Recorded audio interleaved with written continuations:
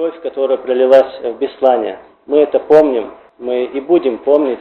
Мы получили с российской стороны такие бумаги, они отвечали на вопросы из Страсбургского суда. И там большая папка бумаг, 200 листов. И там написано, что Масхадов является виновником этой трагедии. Я хочу, чтобы вы все услышали.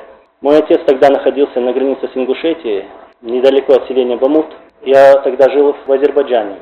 Он связался со мной через одного человека, который тоже находился в Чеченской республике, и сказал, что Анзор, передай, что я готов поехать, если будет гарантия. Мы передали это Засохову и Аушеву.